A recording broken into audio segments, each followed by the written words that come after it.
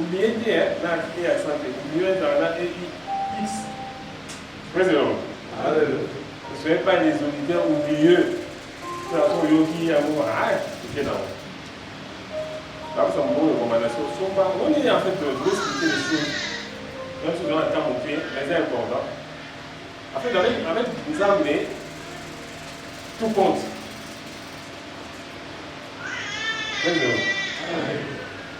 On voit le numéro. Là, les armées, à te rendre compte dans la douce, sur le montant du cadre. Donc, nous, on a dit que c'est tu sais qu'à l'époque, nous avons pris un strength dans le niveau qu'on a été. Soit on détruit, nous autres, longtemps, on détruit. C'est pour laisser ça. Plein de noms. Donc, il y a des termes où ils ont mon camp, pourquoi faut bien dire. Vous savez que même pour s'occuper de nettoyer ses propres oreilles, c'est une façon de métier. Oui, parce que la vie, il y a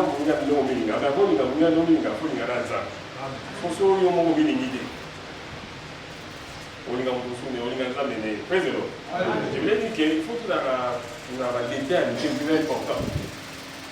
Vous voyez la vie, l'église, nous avons mappé, nous avons tous appelé la Bible, nous avons la popo, soit l'électronique, c'est très important. Vraiment, elle est vraiment fondée. Parce que, au moment où on va changer, parce que, nous avons la Bible électronique, tout ça, nous, on se dit quand on a commencé, il n'y avait pas d'histoire électronique. On a reconnaître, on dit, mais dans la Bible, on va tout le Nouveau Testament, en termes de la notion, on va dans la poche. Mais on vient de loin. Si on a sonné, si on a chaîne, on va chaîne, on dit, ah, c'est la crise. Donc, c'est pour ça que nous,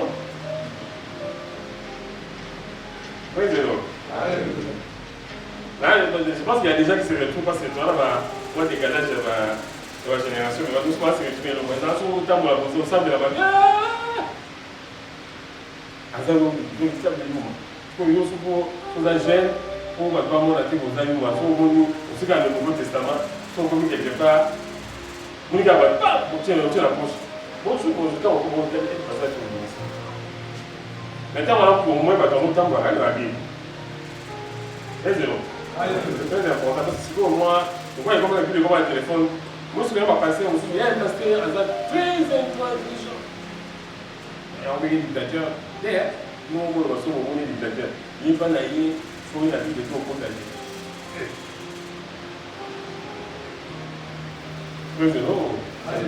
On a raison de t'avoir tort.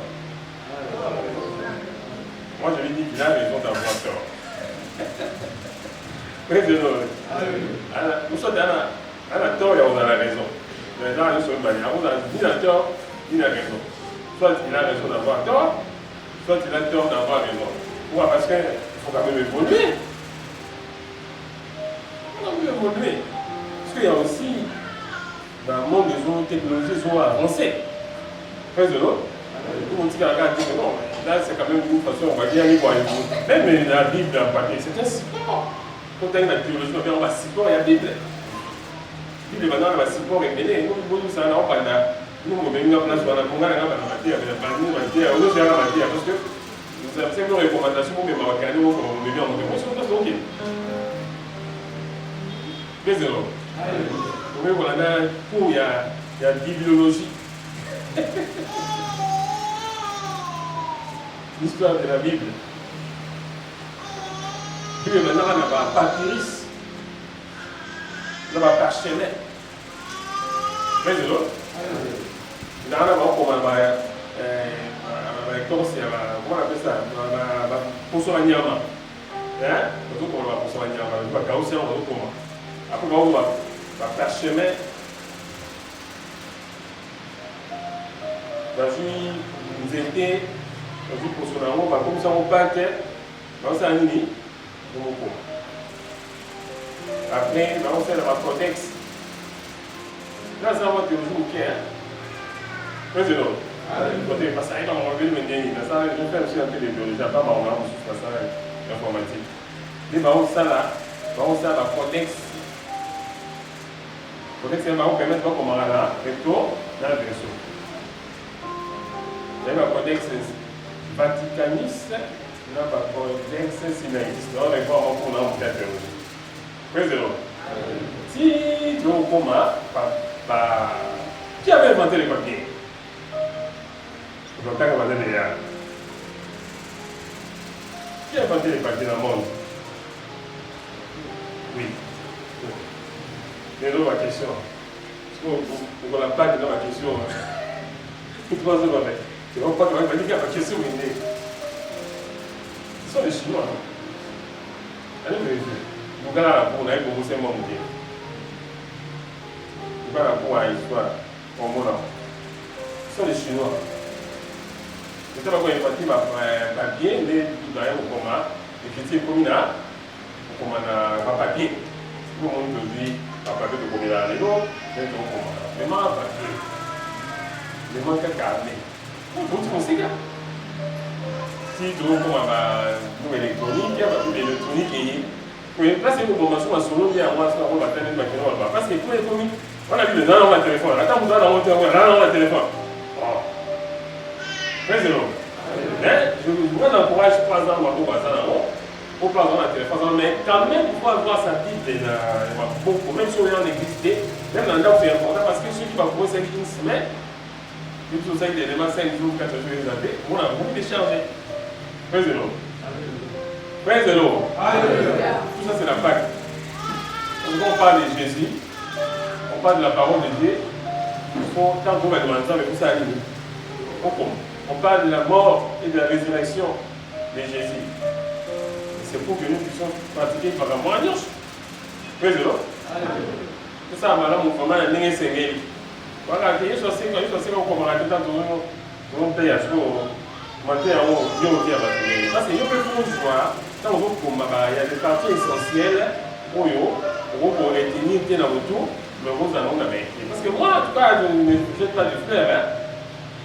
Nana va l'autre mot pour.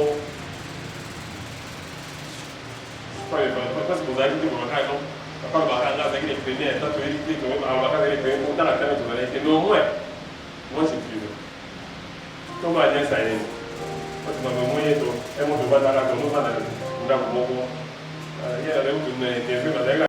je suis en matière de bénédiction, on joue déjà. Praise the Lord. La compagnie T, dans le sens où on a la prédisposition pour avoir un combo là, oui, il y a un combo là. Ça c'est souvent du passé, il y a un temps à bon ici place, à bon ici, on dit, on va le vendre. Vous allez rester.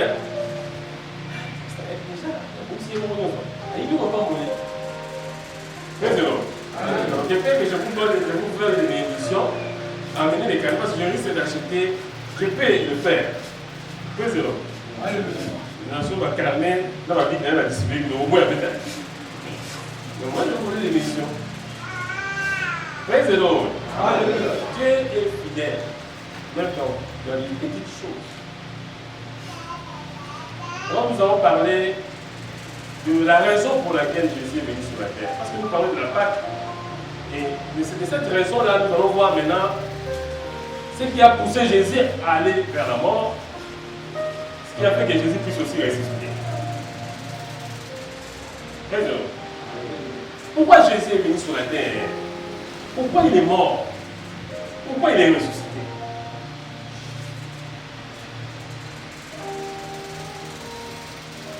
Jésus qui est, qu'on appelle le prince de l'équité.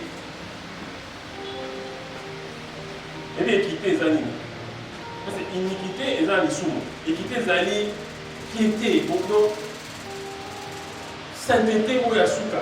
Praise the Lord. Mais lui qui était le prince de l'équité, il est descendu sur la terre, pardon. Il a voulu embrasser l'iniquité. C'est ça, il est soigné dans mon village, il est soigné. Mais qu'est-ce que Jésus est venu faire sur la terre? Pourquoi Jésus est venu sur la terre? Praise the Lord. Alléluia. Il faut toujours aux à l'évangile du Cambo. Pour y avoir source du Cambo, les gens dérivés. Si on va y avoir sur la façon, on va continuer par le moment.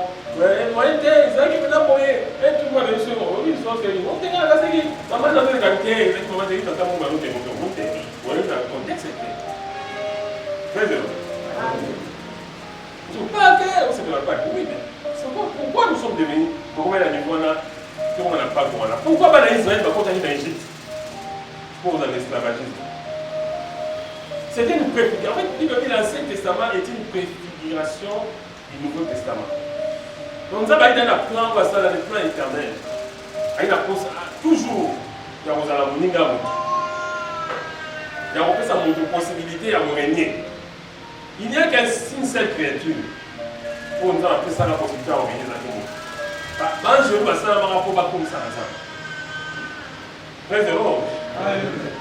Les anges au ciel, ils adorent, ils célèbrent le Seigneur. Mais l'homme, quand Dieu l'a créé, il l'a placé sur la terre. Il lui a donné un commandement. Puis on appelle ça un ange commandement. La Bible dit que ça ange déjà, dans le commandement déjà, il y a des gens qui vont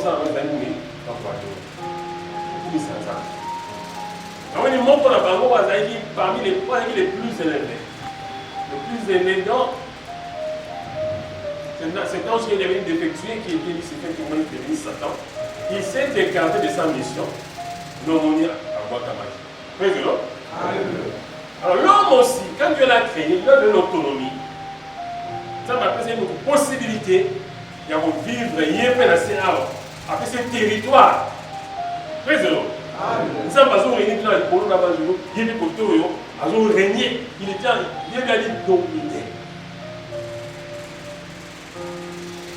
Il a dit à l'homme de faire quoi?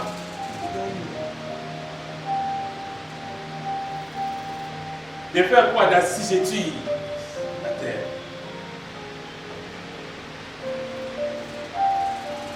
Et quand l'homme est venu sur la terre, le problème c'est entre la parole prononcée et l'accomplissement de la parole. C'est pas 5 ans. Et on n'a jamais su combien de temps l'homme a fait sur la terre avant qu'il ne puisse chuter. Praise the Lord. Parce que parmi nous, dans les animaux, ils vivaient avec des animaux. Ils vivaient avec qui? Avec des animaux. Là, il était en train de qui a jardin, pour ça, il a cultivé le jardin. Et alors, Dieu a créé la femme. Et Dieu crée la femme. Mais l'esprit que Dieu avait créé, c'était un seul esprit. Il vient asséner. L'esprit, c'était l'homme. Même la femme a l'esprit qu'on appelle l'homme. Mais pour matérialiser dans la Bible, l'homme et la femme. Praise the Lord.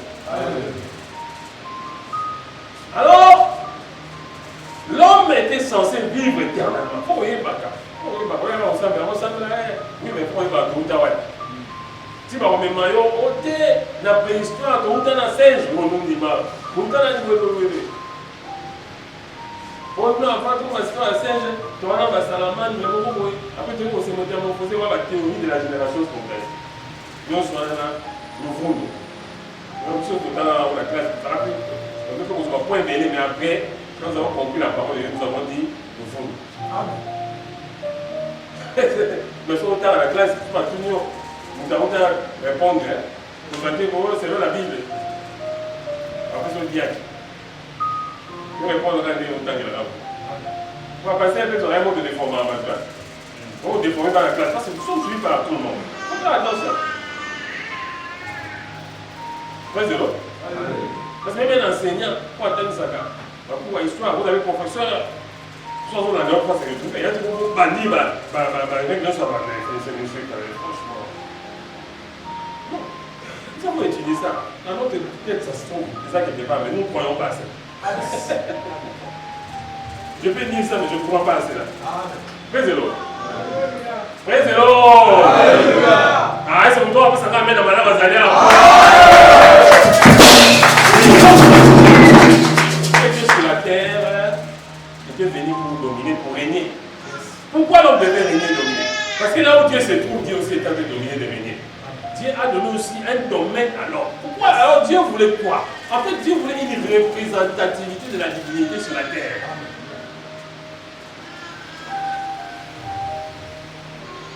Alors comment Dieu pouvait régner sur la terre? Oh, les prescrits de Dieu, les règles que Dieu a mis en place, lui-même Dieu, il ne peut pas les briser. Comme Dieu était dans le royaume immatériel, dans le royaume invisible, il ne pouvait plus venir régner dans le monde visible. Directement. Il montre ça avec la règle. Il y a en même temps où Satan a transgressé la loi ensemble. Parce qu'il a raté que même la loi au Moïse, ils ont appelé ça dans Moïse. Et ça, la loi Moïse a perpétuel, c'est ça qui est éternel. Praise the Lord. Mais même quand Satan avait violé la loi de Dieu, c'était la première fois depuis toute l'éternité que la loi ensemble est violée. Avec les princes de l'iniquité. Il y a des bosso. Prince, c'est là ici. Le mot prince, et on dit dans l'hébreu, les gens le premier. Quand on parle du prince, c'est-à-dire que c'est le premier. Prince de l'homme. Ils sont bien appelés le prince. Parce qu'il était le premier né des morts. Quand il est premier né des morts, c'est-à-dire qu'il est monté pour saut. Même si je suis pas c'est quoi même où est-ce qu'il y a des gens à couper c'est que nous manions dans nous autres na il nous ni mon aliment au ministère à Yesu. Amen. La grâce de Dieu avec les Yesu pour la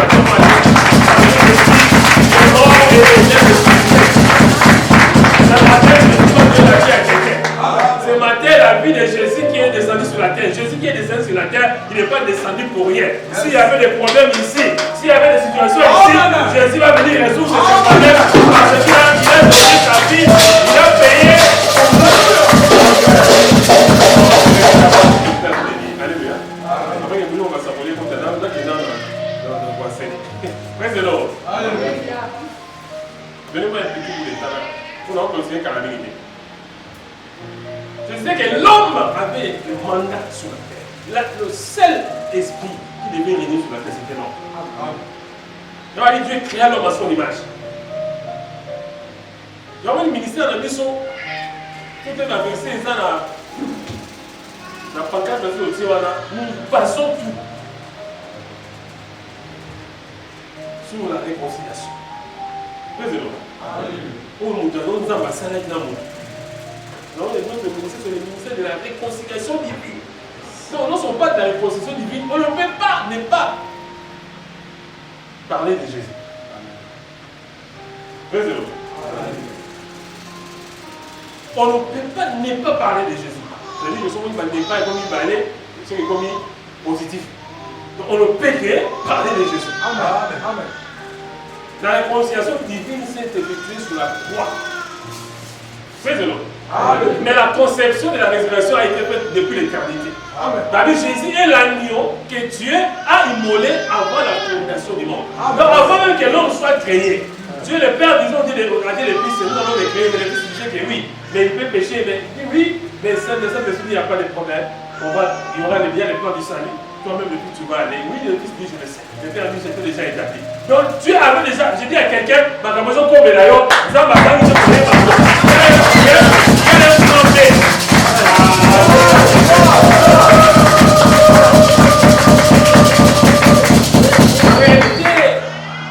Le plan B existait déjà.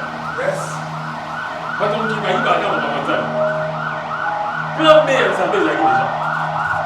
Très bien. Et sur l'homme qui avait été créé, en principe, il ne fallait pas avoir à partir de l'eau. Oui, vous savez, l'eau,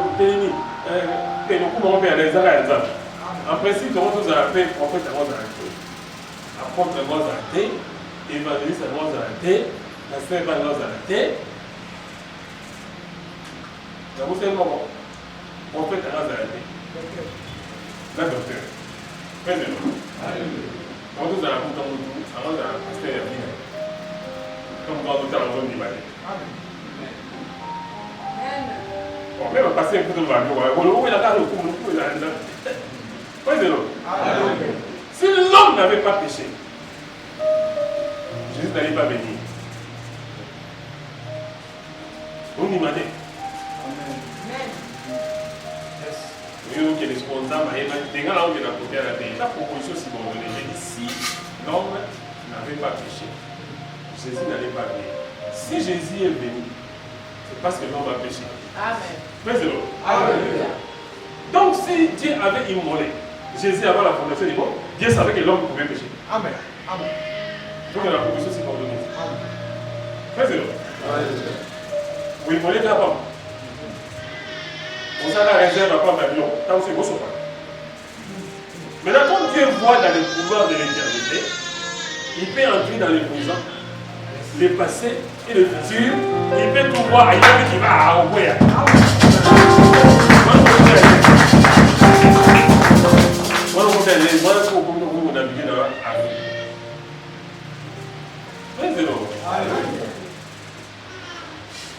C'était ça. Moi j'aime beaucoup suivre les informations. On a dit avion F-15 américain pour l'Iranien ma patate. Il a pris tout l'espace aérien. Il a tout pris. Par exemple, il a marine, l'Iranien, il a bombardé la base de l'ONU. Les CNN maintenant à la portée des États-Unis, de l'armée de l'air américaine, oui, et israélienne. Mais vous voyez ce qui s'est passé. Je dis ça parce que c'est une des maintenant, bon, je vais voir ça s'est fait. Il y avait 2 pilotes américains. On a un système qui a fait les bombardés, les missiles les airs. Quand il part le sang, quand il est dans la moto, il est à côté à réservoir. Quand il commis dans la bouée, un système automatique, il y a injection de la pilote. Mais si on a la pilote qui est non, c'est comme éjectez-vous. Donc on fait ça, tout fini, le dos. Pas. Pilote dans le moins, il a pour pilote marqué. Par exemple, il y a un avion à marqué. Après, c'est une rançon, sauf qu'un pilote va retrouver après, on sous la direction, d'abord, on va aller en haut. Sauf qu'un baron, on s'en dit, il faut pas besoin de rançon, on va foutre au bon. Avec ces mêmes bateaux, et il est de la Yémanienne. Donc, on a pas d'habiter à ma caisse. Après la guerre, on va faire un pour baroter. C'est pas sûr, la guerre, on va l'application. Parce que dans la partie, moi je suis du côté d'Israël et des États-Unis, parce que la Bible dit, quand Israël est en guerre, c'est Michael qui est mobilisé. L'armée de Dieu s'est mobilisée. Parce qu'on peut dire ça à Israël. Mais il ne faut pas faire de la blague. Par contre, on est rien d'abord, oui. On est pour mourir, on va monter. Voilà maintenant, ça là-haut. Maintenant, on va dans le Seigneur méchant. Il y a des gens qui ont on va y passer. Il y a un moment où les Libolos ont commencé. Mais ce n'est pas ça pour lequel je raconte. Je dis ça pourquoi? Là, on va retrouver pilote, on va balise satellitaire. La balise, c'est pas tiens, on va passer dans l'avion, on va avoir soit un hélicoptère, on va nous voir, on a pas ça. Mais il passe, il chasse alors, on va aller ici. On a beaucoup de délai. Bon, tu me dis ça, bah oui, voilà, on va dire, on va pourquoi, on va peut-être on ça dans la photo, là, on met la photo. Attends, nous, on va sur la côte, quelque part, on tient moto, on paye, on va sauter ailleurs. Ah, mais là, on va rajouter, et même pour lui, c'est le numéro. Moi, je suis parmi les gens qui ont contribué aussi. La saline n'avait pas préparé à retrouver. Et maintenant, je vais dire une fois maintenant, c'est ce qui se passe avec Dieu. Maintenant, c'est différent. Parce que là, les Américains, ils n'ont pas le contrôle total de tout ce qui se passe. Mais avec Dieu, attention, on a la balise satellitaire. Dieu peut voir. Amen.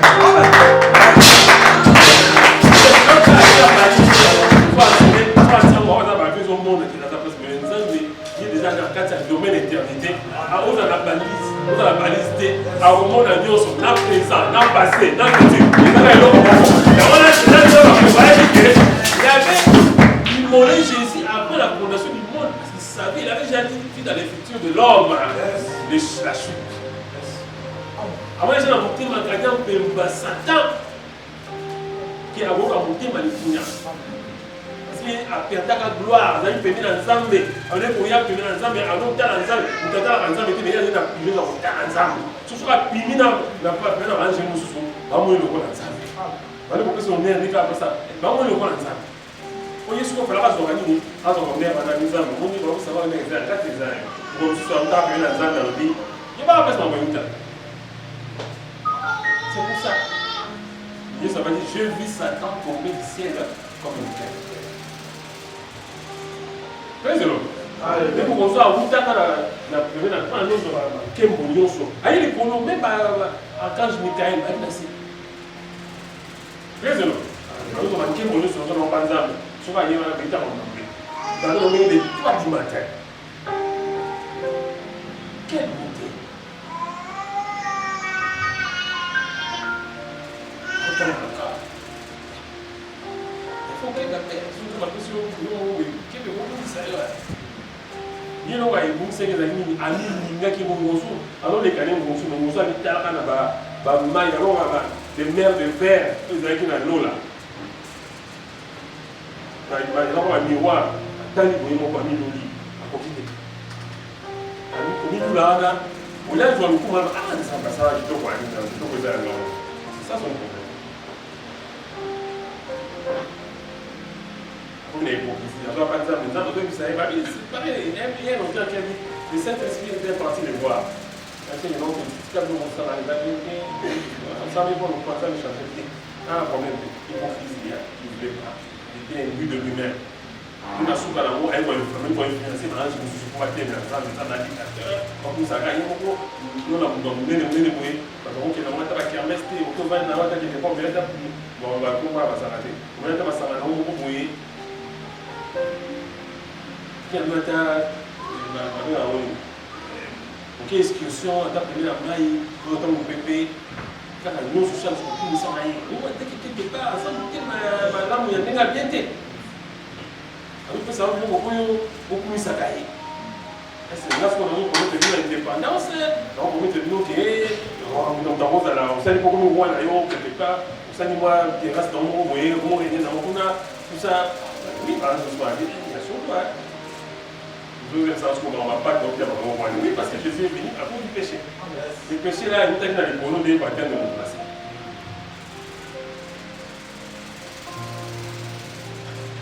On va donc nous dans ta photo,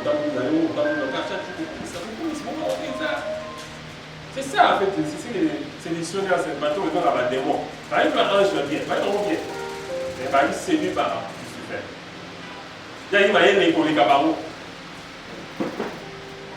Il était parfait à beauté. Président. Sagesse des amis, colon. Péné. Pas de qui est péné ensemble. Vous avez péné ensemble. Né mon comme sous et les ministres. Par conseil, nous avons appris à Boï. Alors, nous avons aboli. Nous sommes aboli comme ça. Vous commettez. Président. Nous avons préparé. Mais avant, il fallait la préparer. Ça va être qui va lui laisser pousser les vrais et les vrais. Nous avons été parmi les anges. Nous avons été pour la présidente. Nous avons été pour passer avec l'Ibami. Nous avons été pour la présidente. Qui a pendu? Michel et ses anges combatifs. Qui se fait ses anges combatifs? Il ne se fait pas de même temps, il se fait jeter. Pourquoi tu vas monter ma Kanzawa de Bouya? Je monterai. Je placerai mon trône sur les étoiles de Dieu. Je m'assèverai, j'ai 5 G. Frère de l'homme. Les hommes, même ceux qui est au hôpital. La C, dans le séjour des morts. Tout ça, la culture, elle va faire le royaume dans l'air. Il y a beaucoup de choses qu'on va gagner. Certainement, quand on peut dire, quand vous nous avez maintenant, c'est pour ça en mobilité. Quand vous avez ça, la mobilité, on dirait que c'était pendant que Dieu était en train de faire le monde visible, ou c'était avant que le monde visible soit créé. D'abord, maintenant, nous n'en pouvons plus. Soit c'était pendant que Dieu a été créé, parce que c'était pendant que Dieu a été créé. Pendant qu'il s'est révélé, Dieu avait un autre plan. Très bien. Laissez-vous prendre ça, la plan pour la mouvement, on attend. Donc c'est alors que Satan est venu sur la terre, il est venu tromper l'homme. On a dit, il y a beaucoup de gloire. Il y a beaucoup de kémo. Il n'y a pas de niveau, il n'y a pas beaucoup de kémo. On nous soucie à joie de terre, on a fait au choix. Soit on a ça, on voit, nous sommes au Kéro, on a fait si ma tête que chose est aussi. Parce que hier, il s'est quitté. Soit il y a perdu, on va lui payer pour perdre. Attends, d'accord, on est au Lombardi. Donc, on a il y a le roi, on va faire. Soit pays d'accord. Donc, on a pas, on va faire. Quand est-ce qu'on va faire? Je bloque pas. C'est ce que Satan a fait. Il est venu dire non. Comme Dieu avec l'homme et la femme, l'homme, l'esprit là, Dieu l'a considéré côté au féminin, côté au masculin. C'est toujours le même esprit. Il a parlé à la femme. C'était la vulnérabilité de l'homme parce que mon père, voici, mon bal est voici, n'a rien pour les gars. Voici cette fois-ci, lorsque nous avons la chair de ma chair. Pour la toucher, moi si, commandement, le roi, après c'est qu'on va aller, certainement, moi ça, on va aller, on va avoir moi si. Aïe, il avait un plan. Ça, c'était aussi son plan D. Quand on va au royaume d'un coup, voilà, il tourne ensemble. Il va dire Satan, on va bien ma casse. Même quand il va avoir ce débat, pour ça, on va démonter. Pour ça, on a ça dans le monde de l'Internet. Satan, il tourne ensemble. Vous imaginez, vous vous rendez compte? Les tout-puissants qui n'ont jamais connu l'infaillible, il a joué la trône. Mais malheureusement pour lui, pendant le moment où il voulait faire la guerre contre lui, il avait déjà perdu la guerre. Avant même de commencer la guerre. Les hommes qui se sont mobilisés, avant que le mobilisé, ils sont perdus déjà. La plan de soi, avant de passer la plan, ça veut dire que vous allez aussi battre.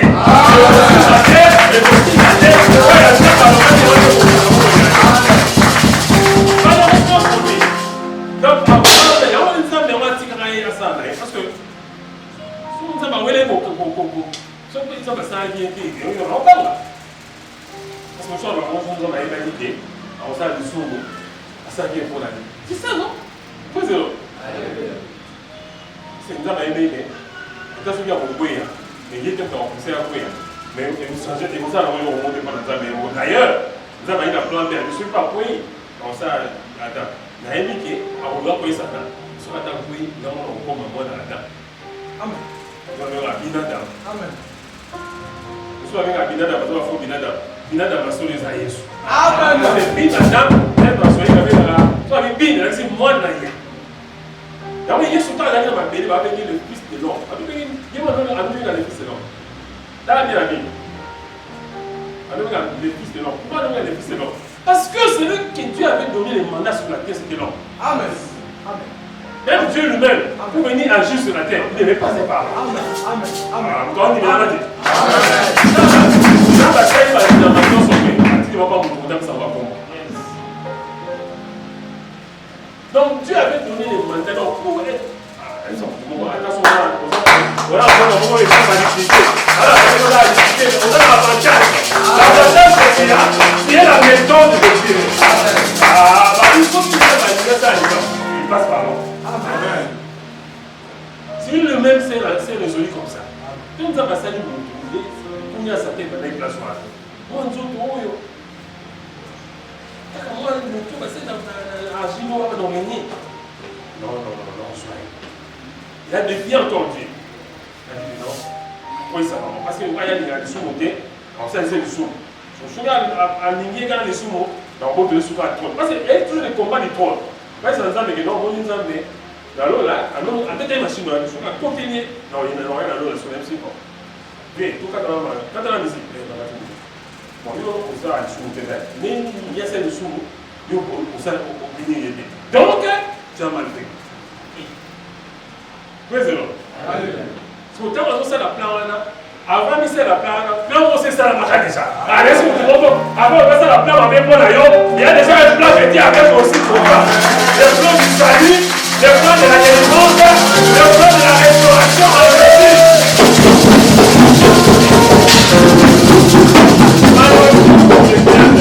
Malheureusement pour les diables, match il a ses métamanies déjà. Oui, match il a ses métamanies, il y a une émotion. Pas qu'ils ont compté à vous. Pas qu'ils n'ont pas ici. Bien compté pour les batailles pour manger. Non, vous avez imaginer. Oui, c'est vrai. Moi, j'ai émotion. Quand vous avez un amour à ma c'est vrai. Nous avons un ministère qui écrase les gens, nous avons quelque chose pour là qui est ça. Pour le relâche, l'écran, ça va passer. Mais c'est content, c'est bien d'avoir un chef de l'État est proche de la population comme ça. Ça m'a même fait du bien. Très heureux. Mais le problème, c'est quoi? Pendant que les matchs se jouaient, moi, je donnais la difficulté parce que c'est plus haut. Mais ce qu'on dit comme les matchs, c'est les gars déjà. Attends, tu as le match, voilà. Ah, tu as arbitre, ça, il n'est rien.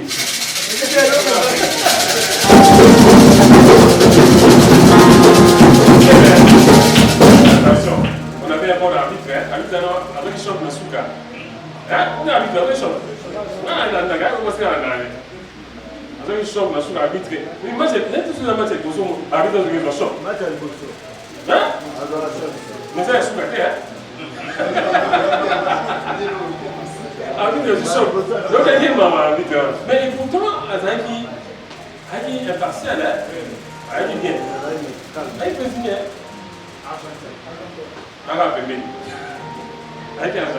Allez bien, mais elle a eu choc. Mais moi, tu as un attache par année dans autant de fois. Vous voyez, les Arabes, le Sénégal, on gagne mon corps. Quand c'est tout le monde. Parce que ça va nous compter à passer surtout à Kalawana. On va aller à Bakanja. Pour qu'on va bâtir mon corps. On va aller bon tout. Ceux qui vont tout. Ne fait match et Betamassibo. Match et Betamawana. Bibo est sur Marca. Et ça va monter mon corps. Quand on est bon tout. Il est sur Marca, il est tout. Et ça il a perdu. Le match a été toujours.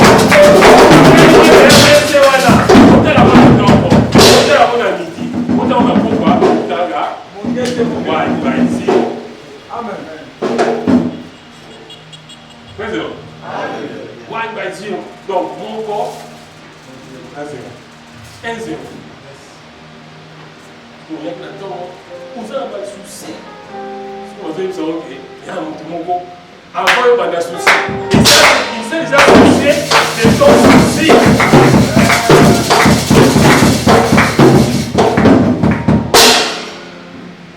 J'ai appris à regarder les matchs. Tant on a mon âme à concevoir que quand on s'attend ça à des autres là, ça veut dire qu'on fait ta place de soir à Naïm qui est à Oméra. Je m'en fous. Parce que comme il y a un mignon, sauf qu'il n'intervient pas pour pousser les gens à faire les matchs. C'est ça la particularité de Dieu. Même s'il connaît tout, mais il n'interfère pas. Parce que le problème c'est quoi? C'est que Dieu ne pouvait pas apprendre. Il n'y a rien que Dieu ne sache pas. Dieu ne pouvait pas apprendre, il connaissait. Même dans où ça la liste est en Wana, il y avait une probabilité encore à certaines années. Il l'a laissé quand même, il a quand même payé. Mais vous ne voyez pas quand même, il y a quand même la démocratie, un niveau extrême. Même si c'est lui la même personne qui allait traiter les dictateurs, mais il t'a quand même donné la possibilité de lui traiter les dictateurs. Mais c'est la plus grande démocratie. Sinon, elle allait créer des robots. Tu vois, si l'intelligence artificielle est au commissaire, il y a. Devant Dieu, c'est quoi? Président. Il pouvait créer des robots. Ah, manipuler la maman. Amen, amen. Oui, nous avons des maman, ça, nous avons des ça, c'est pour les hommes. Par rapport à la niveau, c'est. Nous avons des matchs à l'école. Nous avons dit, il y a la volonté, c'est à l'école.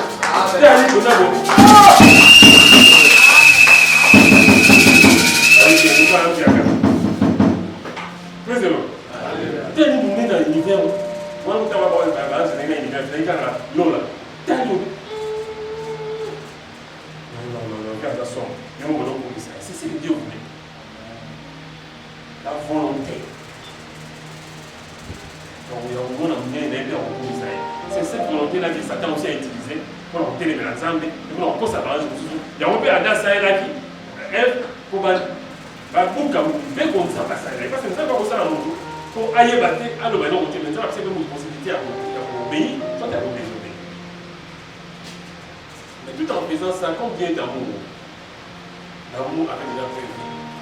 D'aimer. Même quand il y avait la haine, l'amour avait déjà prévu.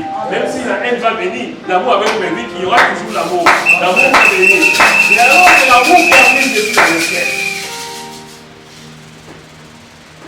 Président, l'amour va venir Jésus sur la terre.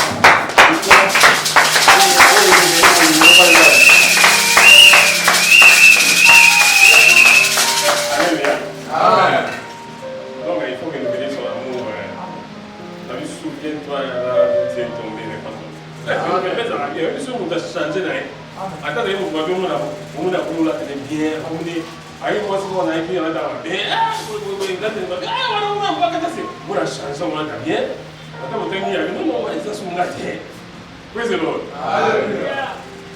La vie, c'est lui qui vit en moi. Donc, pas payer plus fort. Oui, Baba, qui non? Mon tour est qui a regardé mon tour. Est-ce qu'on a vu mon tour? Quand j'ai vu, c'est les plus moi qui vit, l'Esprit Christ qui vit en moi. À quel temps il s'est donné un peu? Moi, laissez mental. Le genre de sida. T'as un mot sur la vie dans la baptisée. Non, qui est dans la sens inverse. Non, baptême. On a eu la dit, non, baptême, on va venir. On a besoin d'un dans la guerre. Qui n'a pas encore eu le baptême? Tout le monde est baptisé. Attention, mais là, l'incidité. Oh, baptême, mais formé. Ah, c'est pas dans le baptême, mais c'est un drapeau. Oui, c'est vrai. Et il y a même des sectes. Dans le baptême au nom des morts. On va baptiser dans le Congo, pour les mots où il y a Cana. On va baptiser dans le baptême, ça ne va pas dans la gamine. Non, le baptême est dans la immersion. Non. Là, il y a la main moins pour là. Bon, je peux pas. Il y a aussi plein de débats. Il y a piscine, bon, pour c'est temps parce que moi, il y a fait une arabe à Roguin. Faites de l'autre. Donc, tout le monde ici est baptisé. Est-ce que vous êtes sûr? Parce que moi, je me souviens du temps où j'étais baptisé. Oui, bah, vous, voilà. La voiture m'a bêtise sur le bol. Faites de l'autre. C'est important. Moi, j'ai été baptisé le 12 juin. Pourquoi ça n'a pas voilà? Peut-être un mariage, avant la date de naissance, peut-être la naissance pour tout ça, on attend le midi et nous voulons dans notre maquille.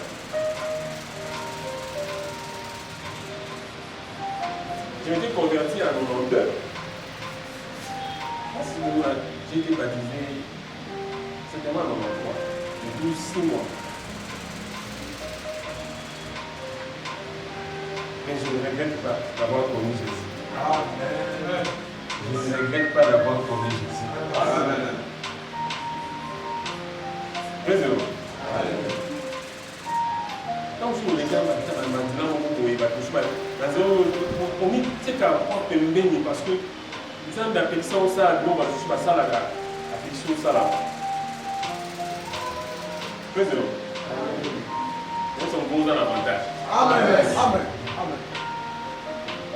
Nous avons l'affection de Béni. Nous ne voulons pas que vous fassiez tout ce que les gens font. En fait, je vous parle de moi-même personnellement. Moi, j'ai Dieu qui dit comme ça. Dieu m'a pris très jeune. Praise the Lord. Imaginez-vous, depuis 98, c'est fou.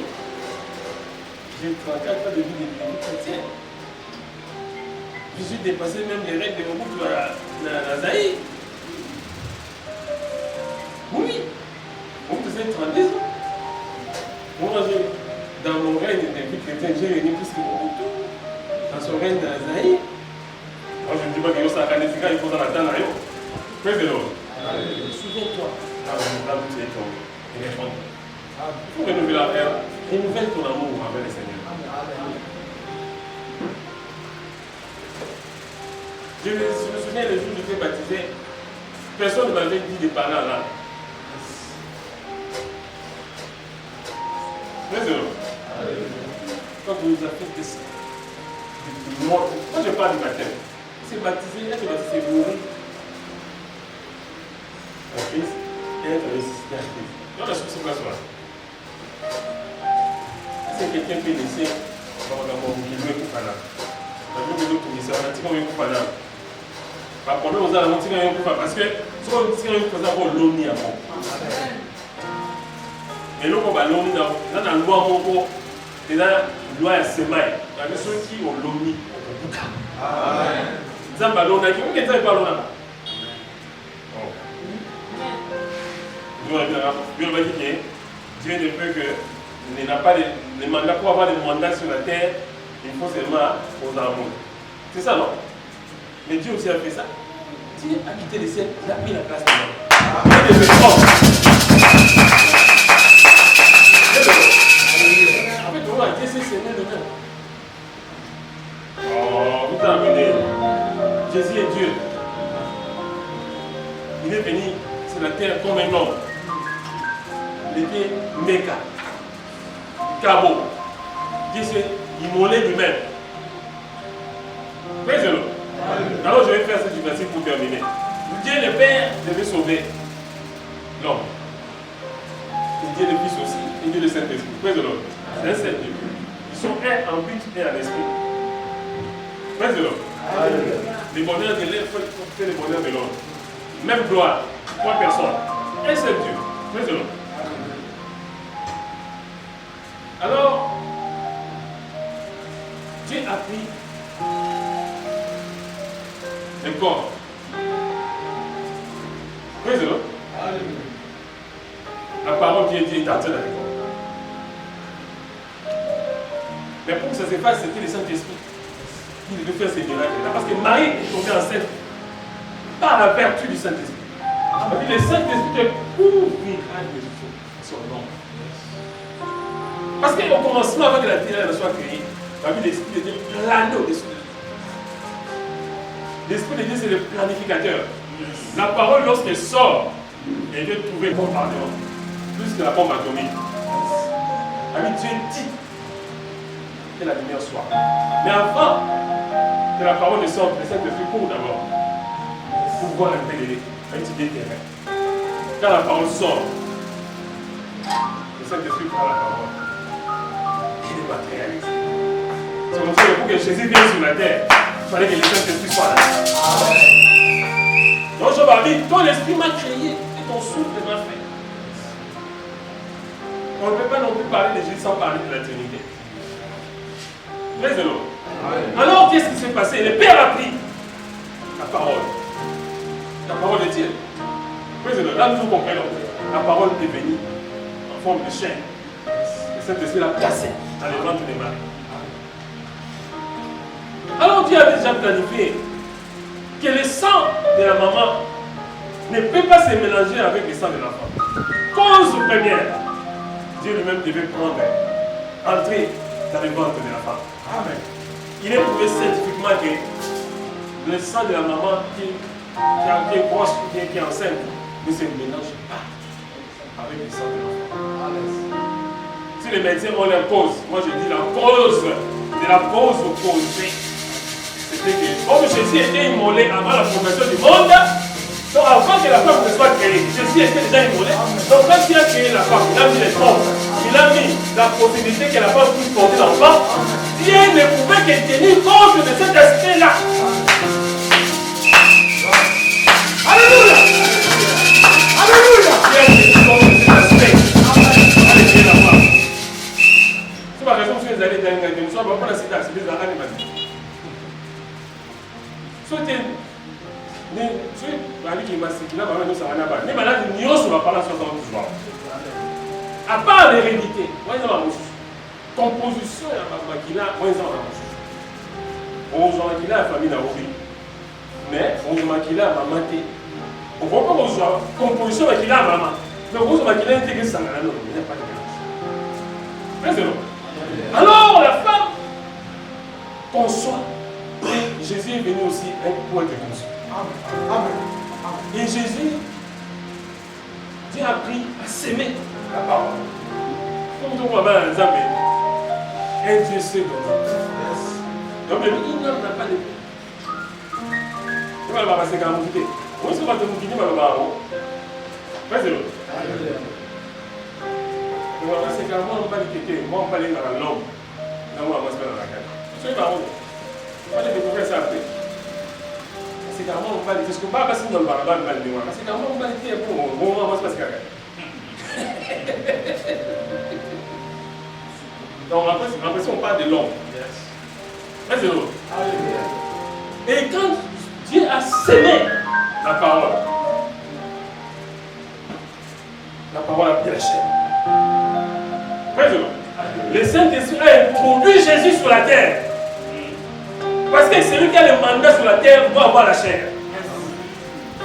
Alors qu'est-ce que Jésus a fait? Jésus est Dieu. C'est le Saint-Esprit qui l'a introduit sur la terre. Jésus a pris le Saint-Esprit qui l'a avalé. Quand Jésus était sur la terre, il avait la plénitude de la divinité. Il y avait tout le Saint-Esprit. Le Saint-Esprit ne pouvait plus agir quelque part. Il avait pris en otage. Il a dit, il y a gagné son. Si on peut se dire que on va marquer qu'on joue dans le monde, on va continuer sur le monde. Avant, on va le monde. Oui, mais on dit, d'amour. Attention, votez, votez, votez quand vous êtes à côté de vous, président, comme bon, va député. Quand on est dans la bouée, soit on est dans la on va payer. Non, on a compté que tu es dans la continuation de 100 soins. Pourquoi on a voté? Vas-y, là. Mais c'est la chose à l'écoute.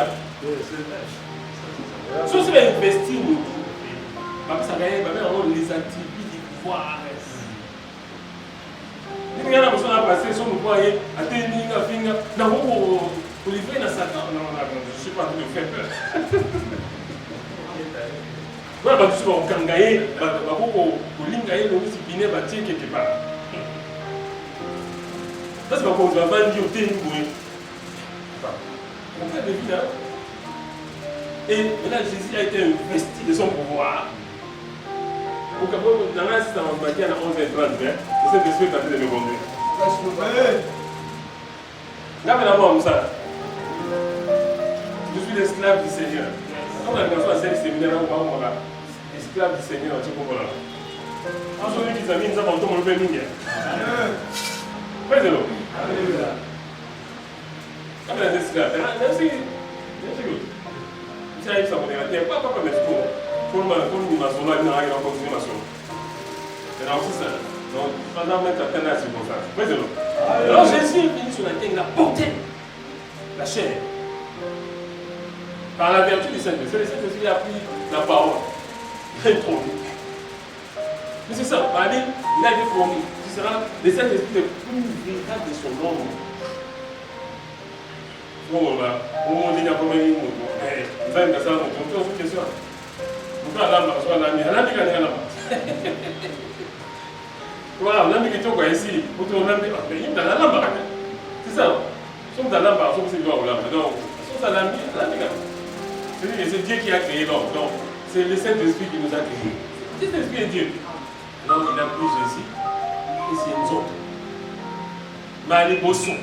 Ça va pas faire les gars. Et donc, on a le maïs dans mon marquage. Si on a dit 5 mères, les hommes, là, on est pour la. Là, on commence à placer aux hommes. Il faut. Donc, attends pour m'arrêter. Attends, on va aussi m'arrêter. Tout le monde a dit, on va bien aussi. Dieu ne répète pas les choses. Parce qu'il a écrit des choses comme ça. Dans la Bible, voilà. Attends, toi, jamais mon temps, on va attends, toi, on va rien. Il va s'arrêter, on va t'appeler la femme, on va sauter. Les vrais jumeaux, ils sont ici, même ça, ils sont, il y a quand même quelque chose de faux.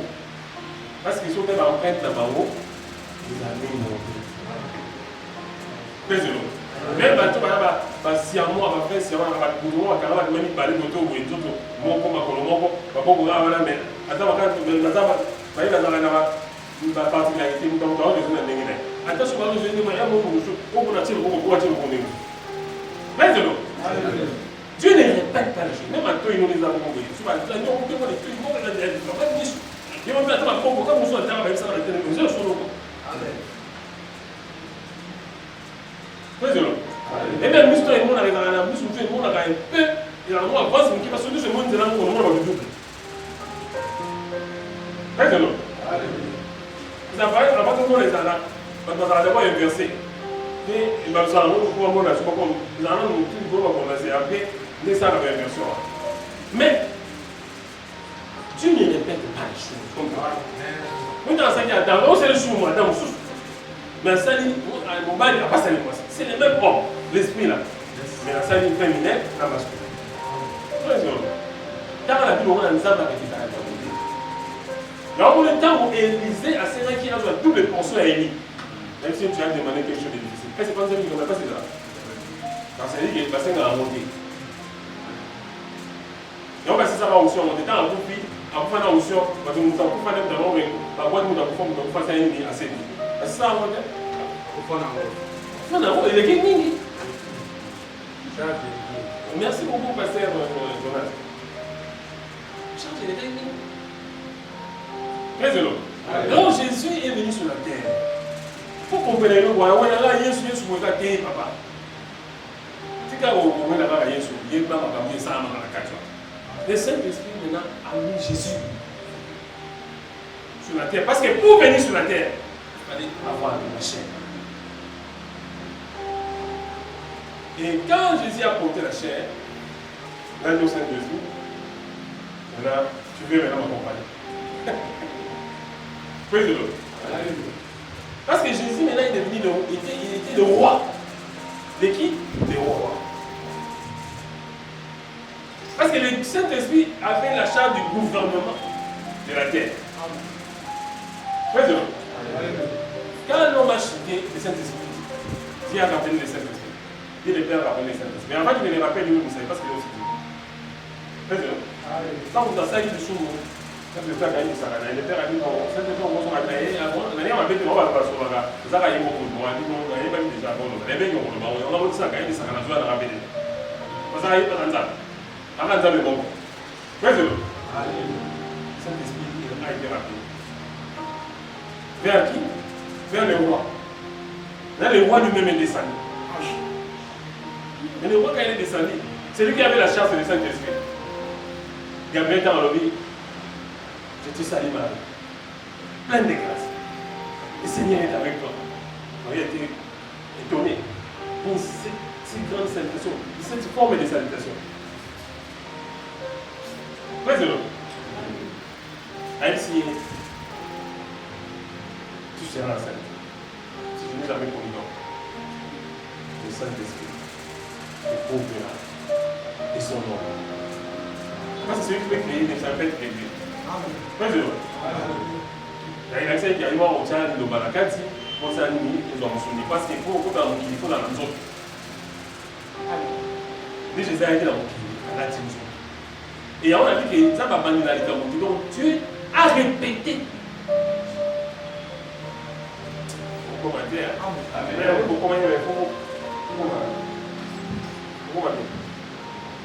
Dieu a répété. C'est que Dieu n'a jamais fait. Malheureusement, ou bien je vais dire heureusement, il avait prévu ça. Parce qu'il avait immolé Jésus avant la fondation du monde. Cette répétition, nous avons à Moussa Rizaki, il y a beaucoup à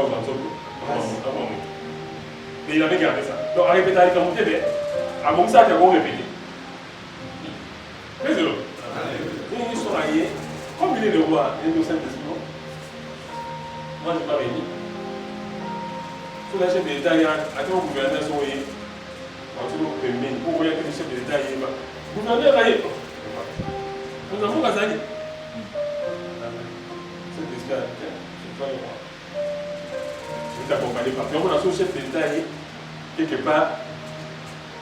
Vous mettez pas ça. La commune. Parce que les mouvements, c'est gère la commune. Même son chef d'État, il a la commune. Vous comptez la commune, ça a gouverneur. Si vous passez la ville, vous comptez la ville, ça a gouverneur. Mais il y a ça, vous comptez en moque. Oui, c'est vrai. Ni moi, cet esprit, il fallait accompagner Jésus partout. Tu faut comprendre bien.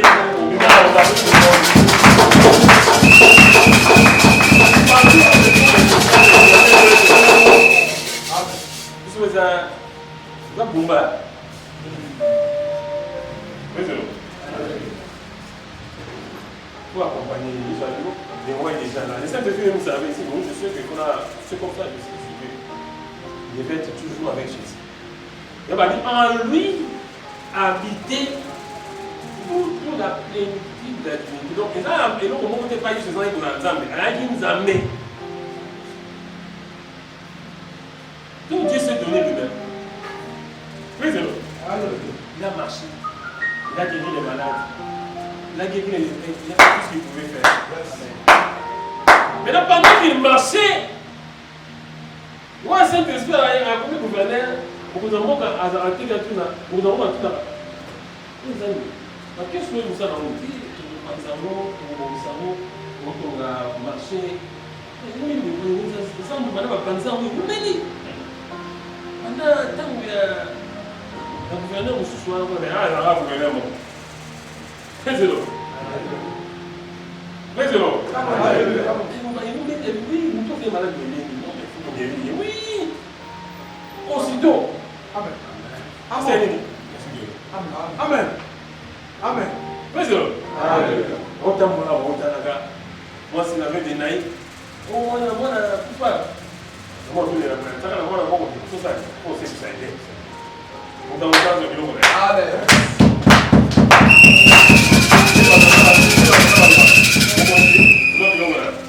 Nous, on va faire des arrations par la main.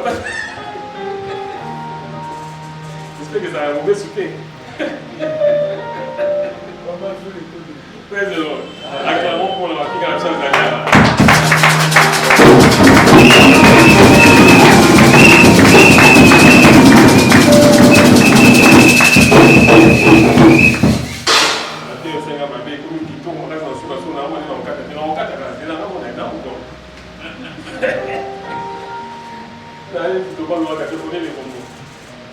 Donc, les Saint-Esprit maintenant commençaient à amener Jésus. Et il m'a dit que le Saint-Esprit a conduit Jésus dans le désert. Vous vous souvenez? Oh. Pourquoi? Pour qu'il soit tenté. Bon, c'est comment on dit? Amen. C'est le gouverneur qui montre, vous allez là, comme ça, là. Pourquoi vous voulez ça va? Nous sommes bons pour tout ça. Donc, il y a le désert. Alléluia. Il faut que le désert, ça va. Donc, parti dans les déserts. Pourquoi il y a qui peut aller en Zambie? Zambie, il y a Satan ou la vulnérabilité. Donc, on a souvent des difficultés, on a des propositions avec Moya. Donc, on a aussi des propositions avec Numba. On a des délais, on a des propositions avec Mabé. Donc, on a des propositions. Tu vois, il y a des choses comme ça. On a des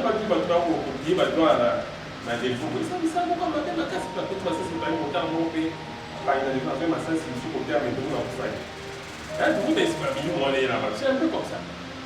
Ça vient. Nous situer dans la vulnérabilité. C'est-à-dire que nous avons un temps où nous sommes faibles. Nous avons la possibilité de même facilement. Nous, on s'est fait maman pour avoir nous avons des aïebi, aïebi aïebi qui est Satan, à ce moment où il y a un niveau monté. Soit nous avons fait des fayakas. Là, Satan savait aussi que Jésus était béni. Mais il ne connaissait pas vraiment ce qui allait se passer. Alors, on a dit dans la musique, à titre de ministre, il y a des étrangers, il y a des convocations, on a dit, par exemple, ils sont malades, ils sont des autres de mon mari. Donc, on a la tête. Pourtant, pour le faire, pour dire, pour le faire, on va essayer de se gâter pour le marier. Donc, on va se rendre dans ça. Mais cette histoire, organisé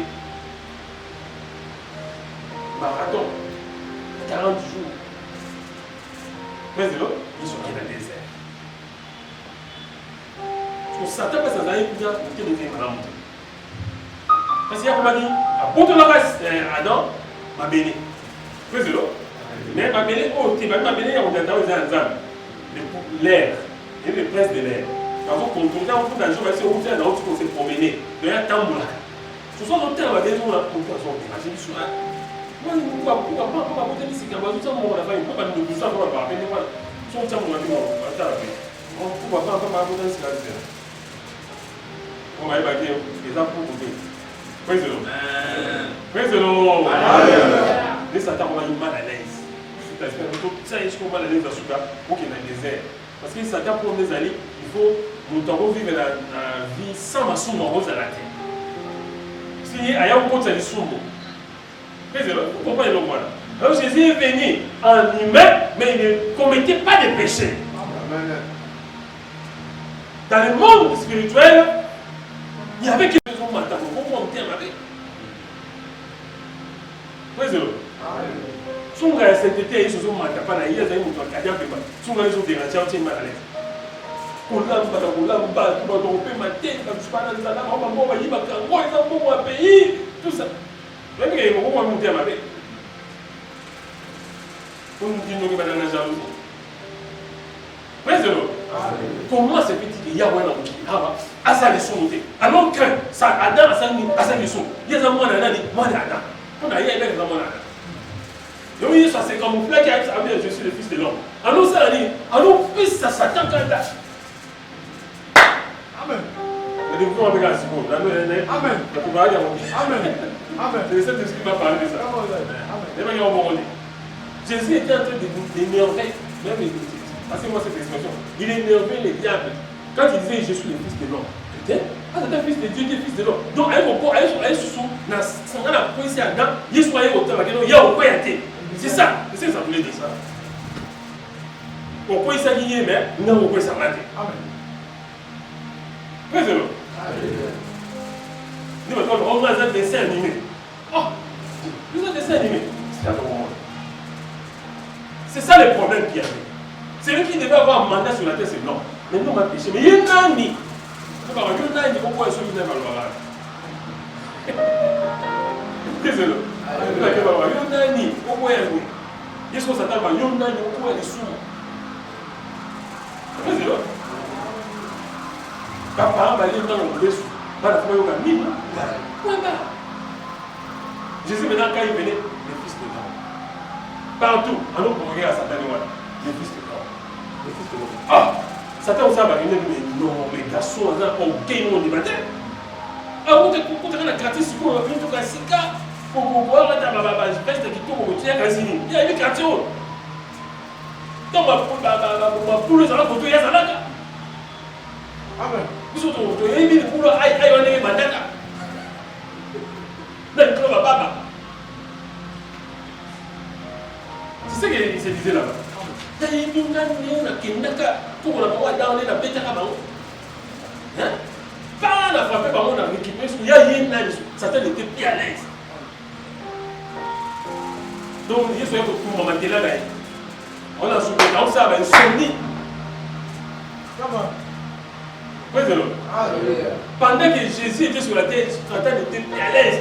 Soit comme on avait quitté, ils ont commandé, mais nous, comme il est là, et moi, je ça l'a AVC.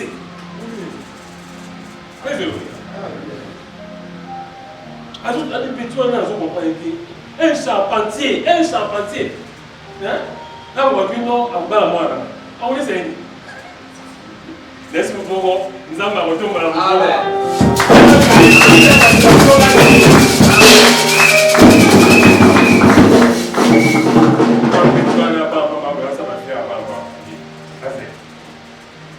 on t'envoie partout, on t'est ensemble là, il y a une maman ensemble là, il y a une nana, pétard là, qui on a la main dans avec sa démotion, peine d'habiter, on peut mettre dans la main, oui, tout ça, c'est des amis, qui vivent tout ça.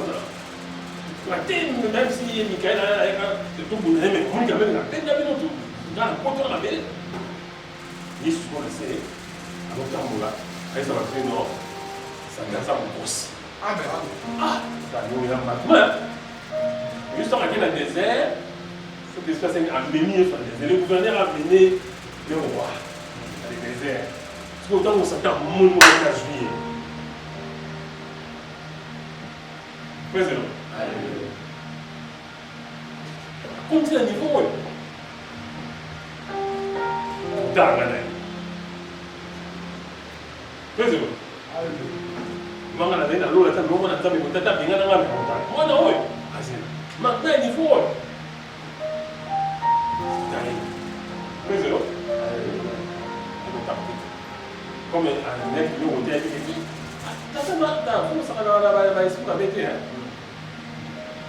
Baba ni ko ba wata masa mo ka so mo ta misi.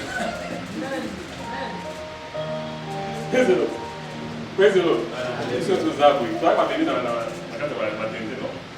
Les gens disent, va même tout ça, tous. Comment on va dire là? Et tu notamment à Nina, Nazareth, tout ça, Bethléem.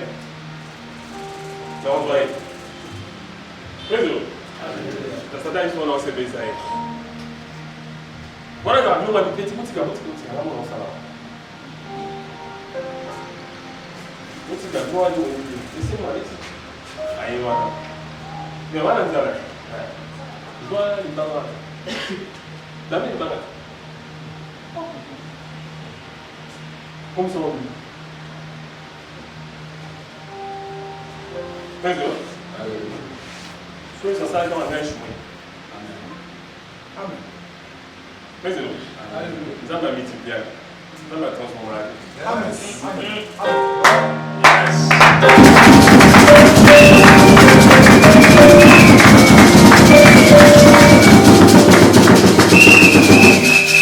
Dans la Bible, on a un bien transformé.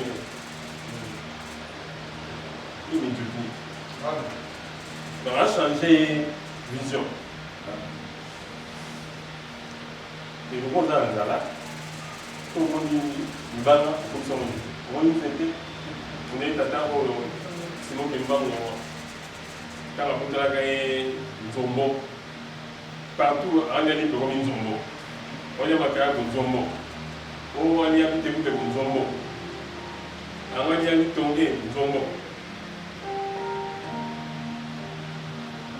praise the Lord.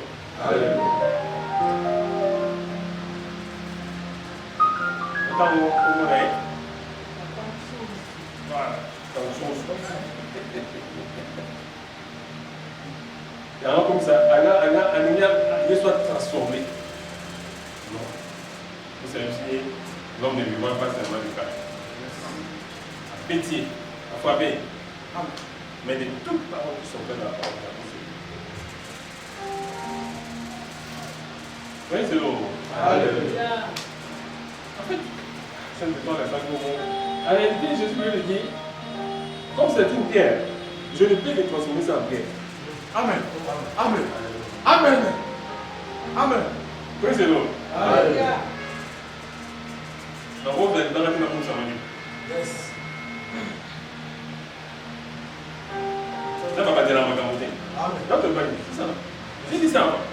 Dieu ne répète pas. Il voulait que Dieu, alors il va en compte. Ça va jouer. Ça c'est le logo. Et donc, on va essayer de tirer quand l'état là. Parce que Dieu est tout potentiel. Tout puissant là, c'est tout potentiel. C'est-à-dire qu'il y a la possibilité on s'en union soit.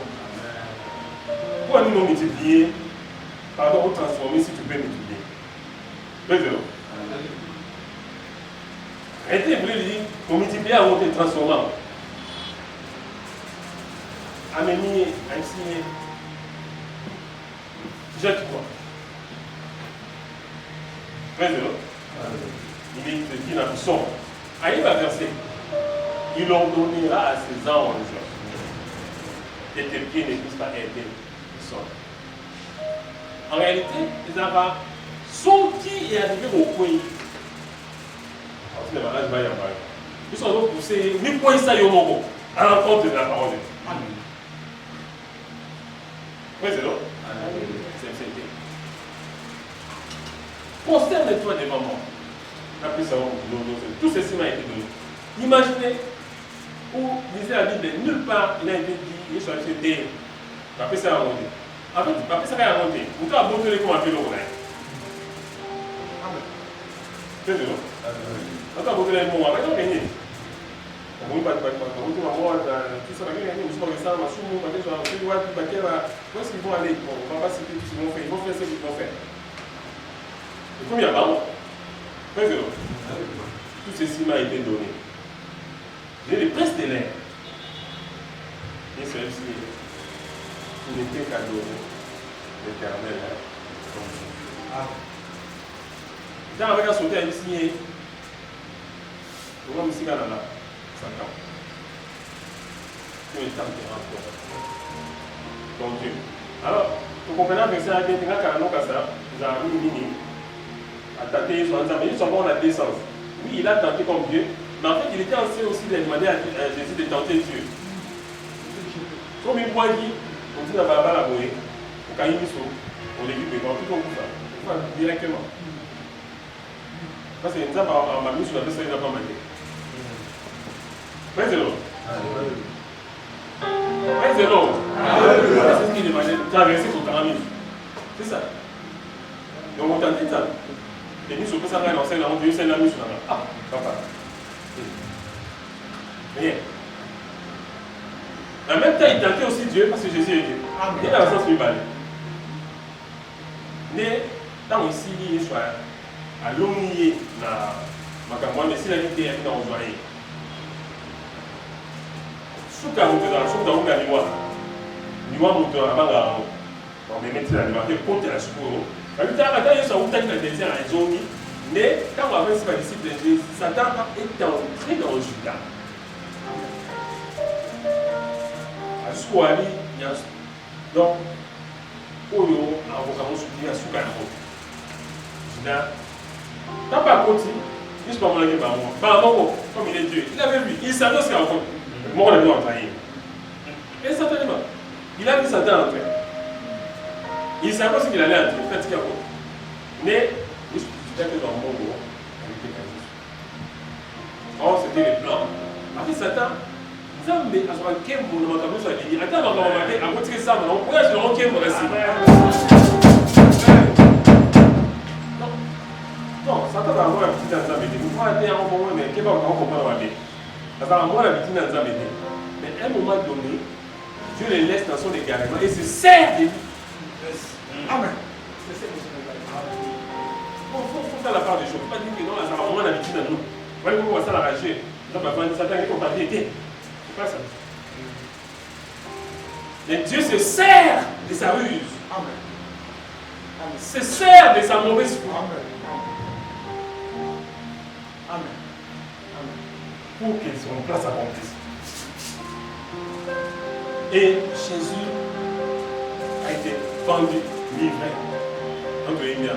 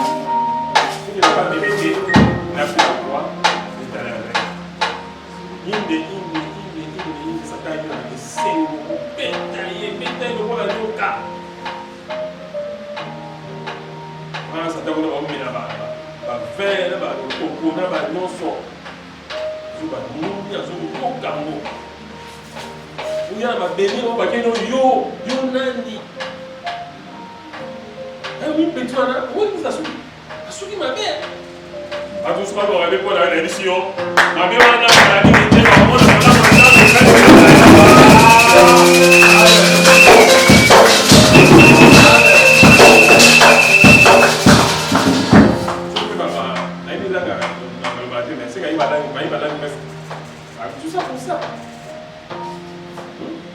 Venez sur la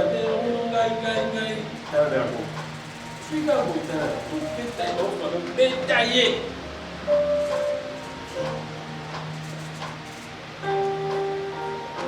Détaillé, on sait quoi.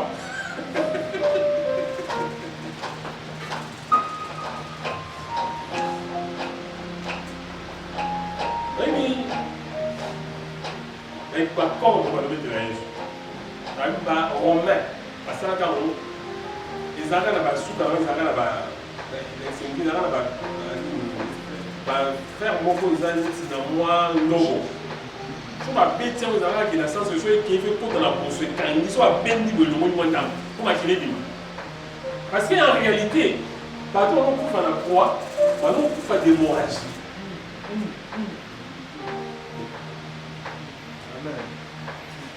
Oui, ce que vous m'avez dit, parfois dans beaucoup de Satan pour attirer gloire d'ailleurs. Dieu a choisi les moments là, parce que Dieu devait verser la croix. Jésus devait verser pendant son sang sur la croix. Il a choisi les moments pour tuer les gens par la personne du sang. Comment Satan a dit Napoléon pour gagner, Napoléon pour gagner. On a dit Napoléon pour gagner, Napoléon pour gagner. Est-ce que tout le monde peut pas aller avec Napoléon pour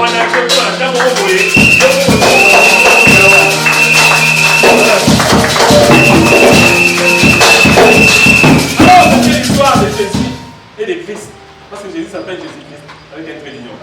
Jésus c'était la chair, Christ c'était l'esprit.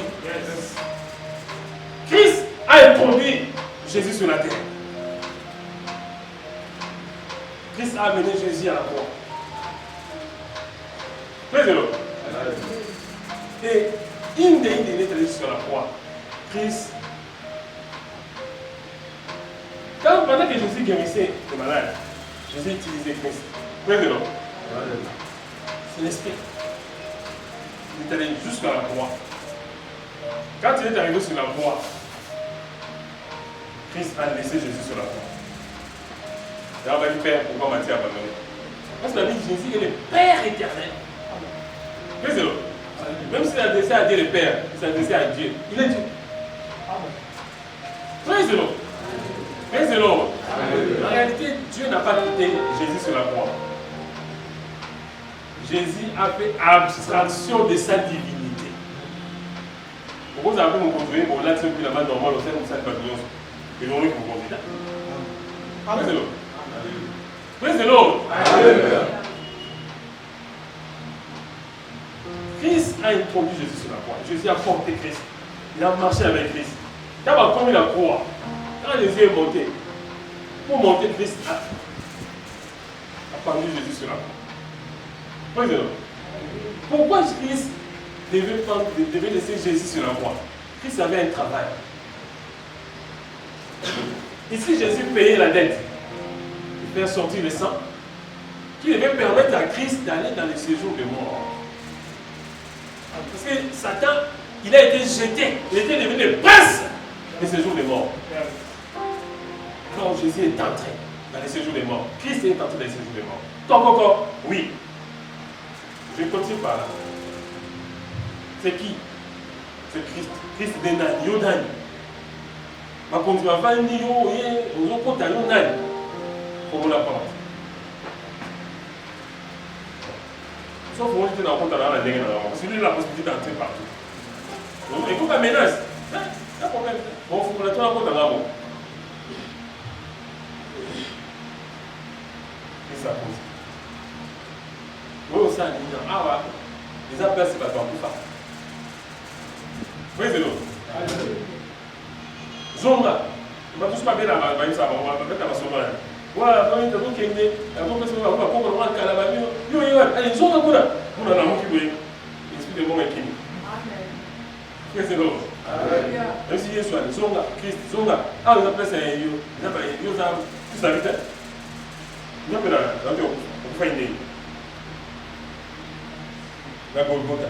On dit, ah, on s'est d'abord pris les yo. Les petits dans la mettre la bombe à un homme. Avec sa élève de santé. On t'a dit quoi? Mais quand Jésus-Christ. Oui. Mais pourquoi Jésus a Christ, il en a très d'union. En autre institution pour la France. L'essence étymologique des mots. C'est lorsqu'il y a un trait du nom, les deux mots sont des mots composés. Chaque mot agit, parfois indépendamment de l'autre, parfois avec l'autre. Ah bon? Ah bon? C'est pour ça que tu commences à dire ah bon? Eh mais je t'avais dit, la postérité. Souviens-toi du jardin d'Éden. À son ici. Oui, oui. On sait que la postérité de la femme écrasera ta postérité. Bon. Oui, mais quand même, parce que dans la voulu, on a dit, parce que la mort est entrée. En fait, la mort est entrée comment? La mort était inerte. La mort ne tuait pas. La mort a été activée. Toi, tu avais activé la mort. Quand on te fait une soupe, j'ai dit, si tu pêches, tu mourras. N'est-ce pas? Oui. Non, si tu ne pêches pas, tu vas faire quoi? Dis-moi, je réponds. Tu vas vivre. Allez, alors, on bien. Mais c'est non. C'est Dieu qui avait dit, si tu pêches dans mon dos, pour ça, tu mourras. Donc, si tu ne pêches pas, tu ne mourras pas. Il y a une personne de soupe, tu vas. Oui. Ah, oui. Ok. Alors, je suis venu payer la dette. Donc, dans ça, il est sourd. Là, il a commis beaucoup. La faute de moi. Bon, Satan, avec au point de sa moto. À ça, il y a un verset. Bateau, va au Kangayo, bon, il y a un Bakoko et un Makale Kale.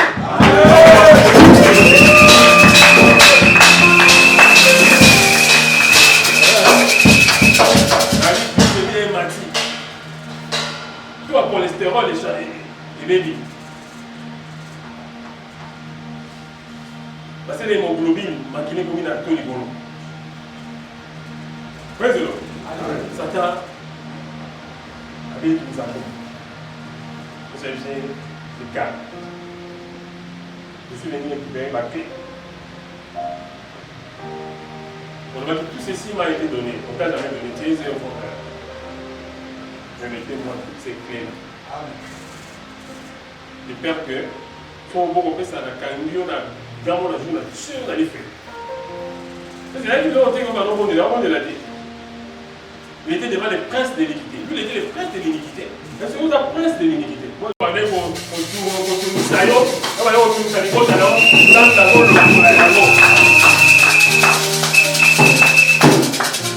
Il a triomphé d'elle. Il a effacé l'acte dont les ordonnances nous condamnaient. Et c'est par ces maîtres-ci que nous sommes bien. Il n'y a alors plus de condamnation pour ceux qui ont fini. Nous sommes heureux de la nous sommes écoutez-moi le cas. Bande de voleurs, bande d'assassins. Les 60 années, à Bote Biloko nous sommes 3 jours, pendant 3 jours, il a pris le temps de parler. Il est allé même prêcher dans les séjours des morts. Et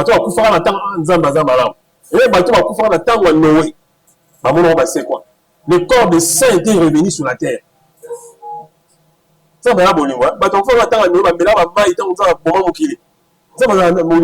est amour. Innocent.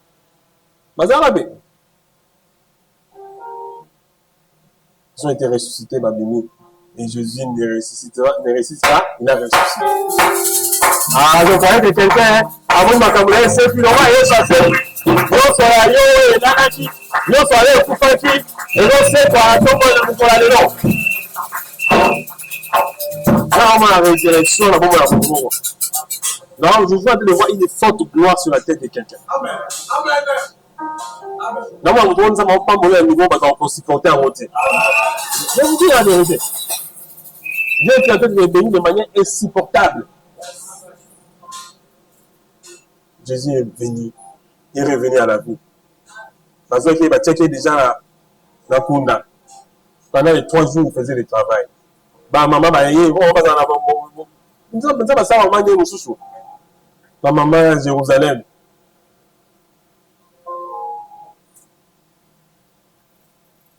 Maman à Jérusalem. Maman à Jérusalem.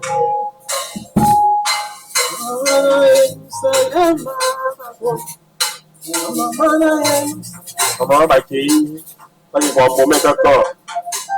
Pas de sous-sous. Bah que le fait ma bazali. En tout cas, en tout cas, encore mal l'hôpital. Bonsoir, bon année ma bête. Et moi ça va discuter mon tour à Edakayo. À yin la soirée soirée. Bazar toujours. La bien avant ce sont les anges que Dieu envoie. J'étais en tout cas sur compte d'arrêter ici. J'avais un problème dans l'excellence, je pense en termes de je n'aurai pas de moco dans 80 jours. Il faisait, je pense, 1 heure. On avait beaucoup de difficultés dans le temps. Pour tout faire la 80 jours. Les arrêts sont très dangereux. La télémarana, j'ai vu quelqu'un qui venait d'en bas là-bas.